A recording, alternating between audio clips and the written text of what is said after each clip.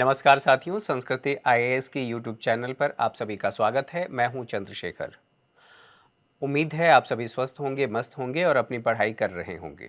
तो आज के सेशन में हम बात करने वाले हैं ग्लोबल मैरीटाइम इंडिया शिखर सम्मेलन 2023 के पूर्वालोकन समारोह का आयोजन हुआ है। वो आयोजन हमारे लिए क्यों महत्वपूर्ण है और ब्लू इकोनॉमी के क्षेत्र में भारत क्या कुछ प्रयास कर रहा है और वो प्रयास भारत के लिए क्यों महत्वपूर्ण माने जा रहे हैं। तो आज के सेशन में इसी पर बात करेंगे। साथ ही साथ निवेश की बात करेंगे कि कितना निवेश के लिए कितनी बड़ी योजना बनाई गई है और उस निवेश से भारत के युवाओं को, नए युवाओं को कितना क्या कुछ लाभ मिलने वाला है, अर्थात रोजगार मिलने वाला है। तो चलिए सेशन की शुरुआत करते हैं।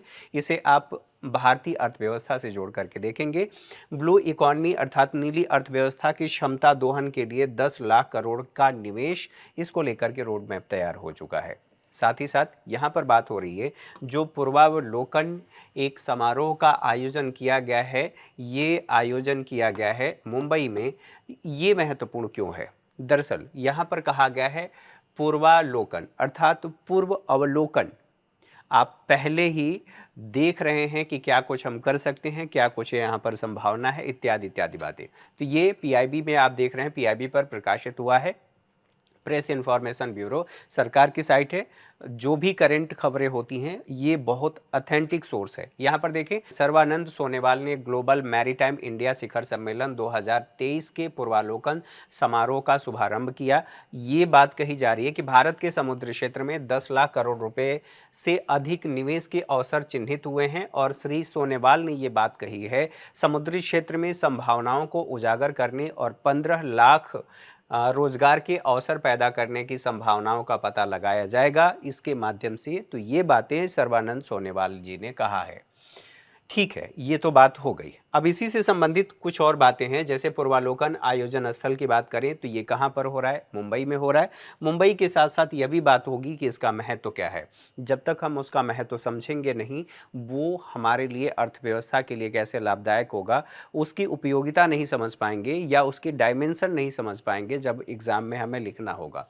यहाँ पर इसका महत्व ये है कि व्यापार में सहयोग हमें बढ़ाना है।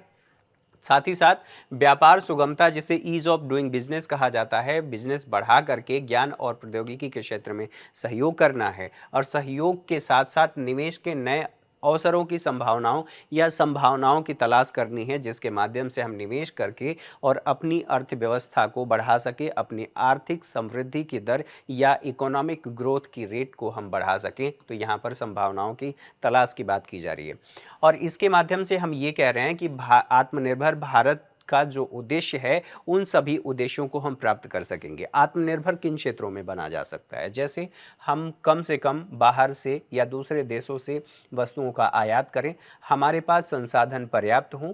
हालांकि ये बात आप कह सकते हैं कि अगर ऐसा हो रहा है तो हम ग्लोबलाइजेशन से पीछे जा रहे हैं, वो एक अलग बात है, हम उस पर अलग से चर्चा कर सकते हैं। बहरहाल जो बातें यहाँ पर कही जा रही है कि आत्मनिर्भर भारत के उद्देश्यों को पूरा करना है जो प्रधानमंत्री ने दिया था, तो उसके लिए ये सारी बातें हमने समझ लिया। अब सवाल यह है कि जब आत्मनिर्भर भारत की बात हो रही है तो आत्मनिर्भर भारत के उद्देश्य कौन कौन से हैं, किस दिशा में हम बात कर सकते हैं? तो आत्मनिर्भर भारत के उद्देश्यों में यहाँ पर देखें, भारत के समुद्री क्षेत्र की विशाल क्षमता, अर्थात भारत का जो समुद्री क्षेत्र है यहाँ से लेकर के आप बात कर रहे हैं यहाँ तक 7,500 किलोमीटर से अधिक की हमारी ये तटीय सीमा रेखा है और इस सीमा रेखा में हमारे पास संभावनाएं ज़्यादा हैं। इसलिए कहा गया है कि वर्ष 2047 तक आत्मनिर्भर भारत की दिशा में आर्थिक चक्र को उठाने के लिए महत्वपूर्ण और प्रमुख भूमिका निभा सकता है ये पूरा क्षेत्र।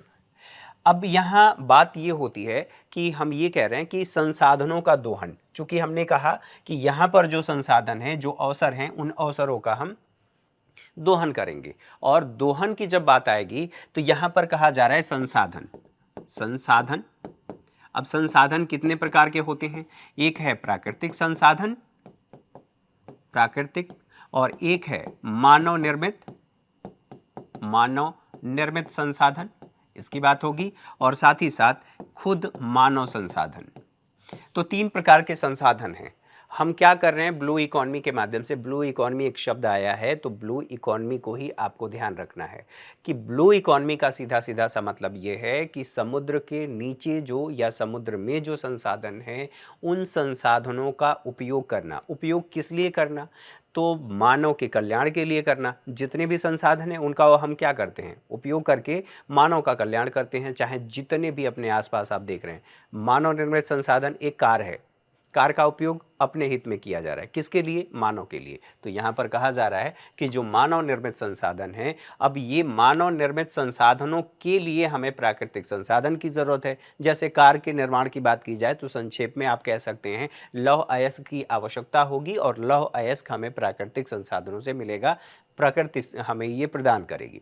तो यहाँ पर भी तो ये प्राकृतिक संसाधन है, बस फर्क इतना है कि एक स्थल की बात है और एक जलीय सतह की बात है, जलीय क्षेत्र में है। इसके लिए ये कहा गया है कि जो क्षमता है, और 2047 तक हम जब बात कर रहे हैं तो ज़रूरी है कि इन सभी उद्देश्यों को पूरा करने के लिए, अर्थात आत्मनिर्भर भारत के उद्देश्यों को पूरा करने के लिए भारत का जो समुद्री, जो विशाल समुद्री क्षेत्र है उसके क्षमता का हम आकलन करें और आकलन करने के साथ साथ उससे मूल्य सृजन करने का काम करें। तो मूल्य सृजन करने के साथ साथ हमें ये ध्यान रखना होगा कि ये जो हमारा तटीय क्षेत्र है, इस तटीय क्षेत्र में अब थोड़े समय के लिए सोचिए, यहाँ पर कोई समुद्री संसाधन है, हमने इसका दोहन कर लिया, मतलब अपने हित के लिए प्रयोग कर लिया, कोई गुड्स हमने बना दिया, कोई वस्तु हमने बना दिया।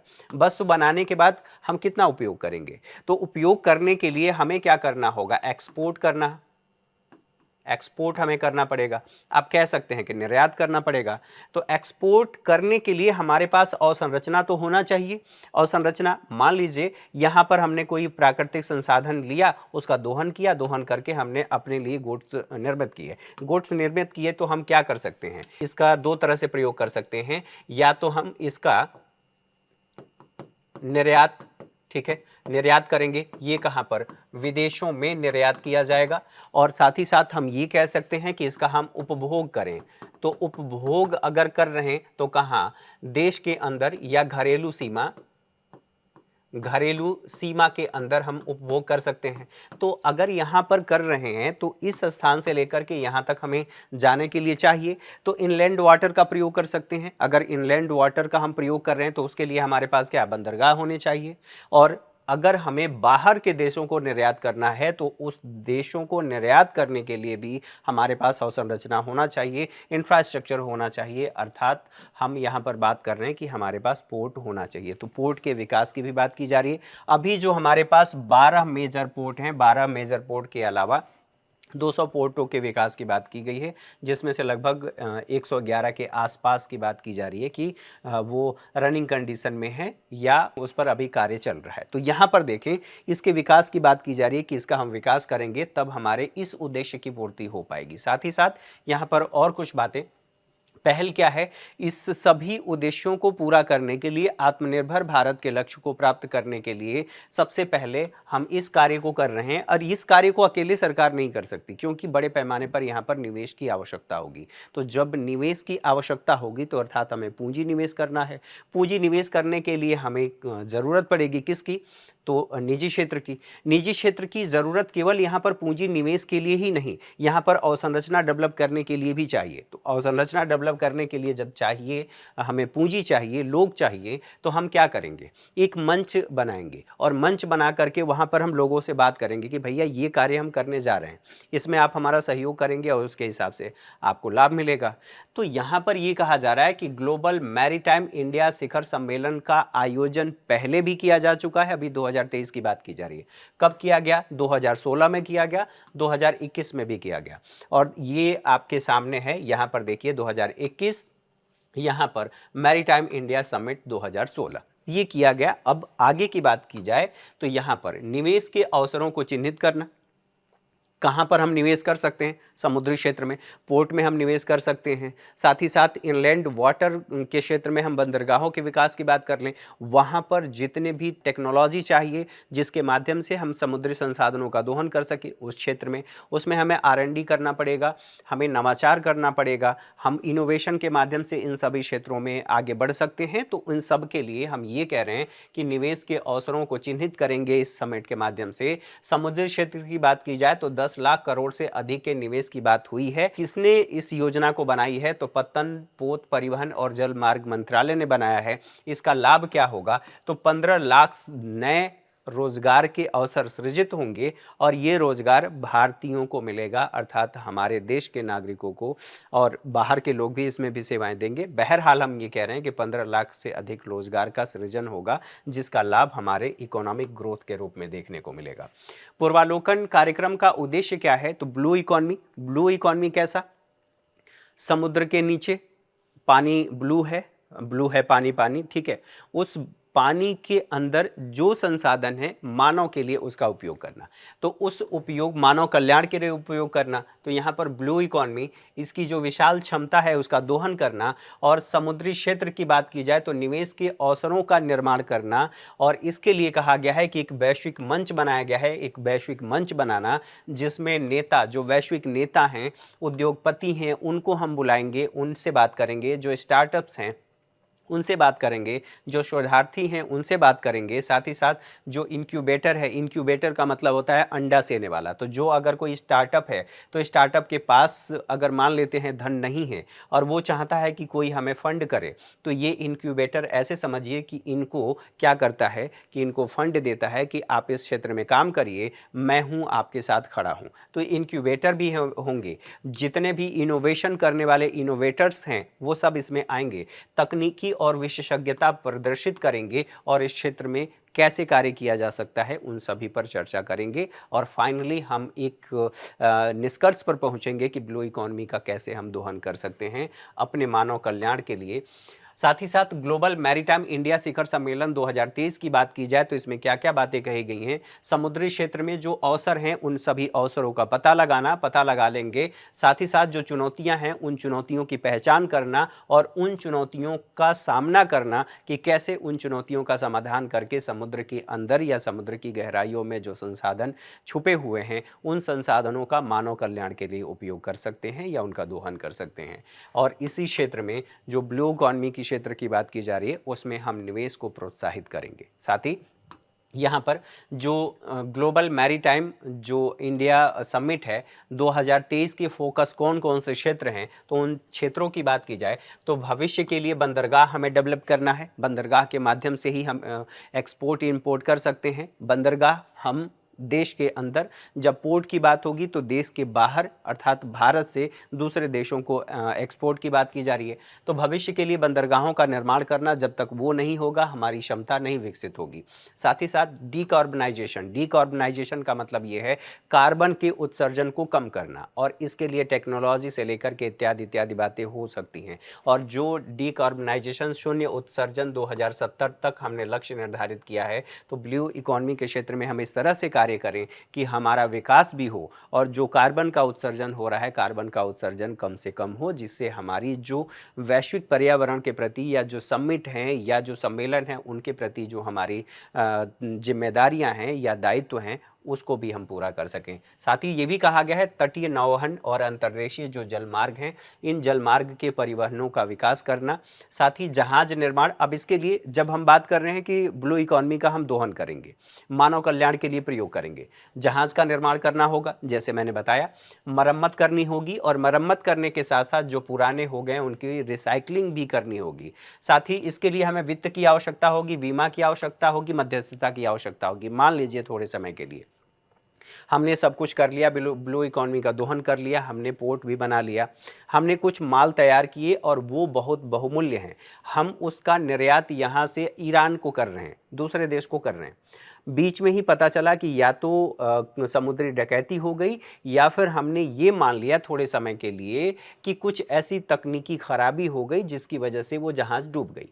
जहाँ जो मानव था हमने बचा लिया, लेकिन जो उसमें माल था, बहुमूल्य माल था, वो सब कुछ नष्ट हो गया। तो जिस व्यक्ति ने उसमें इन्वेस्ट किया है या निवेश किया है, उसका निवेश तो खत्म। तो इसके लिए हमें क्या करना होगा? हमें निर्माण को प्रोत्साहित करना, अर्थात विनिर्माण को प्रोत्साहित करने के साथ साथ हमें एक्सपोर्ट को बढ़ावा देने के लिए बीमा, और सबसे पहले निवेश के लिए वित्त चाहिए। फिर हम बीमा देंगे कि भैया आप पहले लो, पैसा बनाओ और जब आप बाहर भेजोगे तो हम बीमा करेंगे। आपको परेशान होने की ज़रूरत नहीं है। आपका अगर सामान बर्बाद हो जाता है तो हम बीमा कर रहे हैं, और बीमा के लिए एक इंफ्रास्ट्रक्चर डेवलप करेंगे, और बीमा होगा और उसके साथ साथ मध्यस्थता भी होगा। ये हमारे लिए सबसे ज़्यादा महत्वपूर्ण है, क्योंकि जब तक सुरक्षा नहीं मिलेगी तब तक हम एक्सपोर्ट इंपोर्ट नहीं कर पाएंगे, अपने रिस्क पर बड़े पैमाने पर नहीं कर पाएंगे। नवाचार और प्रौद्योगिकी के क्षेत्र में हमें फोकस करना है, और इस क्षेत्र में अर्थात तकनीकी का प्रयोग करके हम और कुशलतापूर्वक संसाधनों का दोहन कर सकते हैं। समुद्री सुरक्षा को भी बढ़ाना होगा, और समुद्री सुरक्षा के लिए भी यहाँ पर संरक्षा के लिए भी कार्य करना होगा। और जब ये सारी चीज़ें होंगी तो न केवल हम संसाधनों का दोहन करेंगे, बल्कि समुद्री पर्यटन को भी बढ़ावा देंगे, जिससे पर्यटन क्षेत्र जो है वो एक अलग से सेवा क्षेत्र के रूप में अभी तो कार्य कर ही रहा है, हम सेवाएं दे ही रहे हैं, इसका और विकास होगा और इसमें संभावनाएं और होंगी, और लोगों को इससे रोज़गार मिलेगा। तो आज के सेशन में मेरे साथ इतना ही। अगली क्लास में मुलाकात होगी। तब तक के लिए नमस्कार, ढेर सारी शुभकामनाएं। Thank you for watching.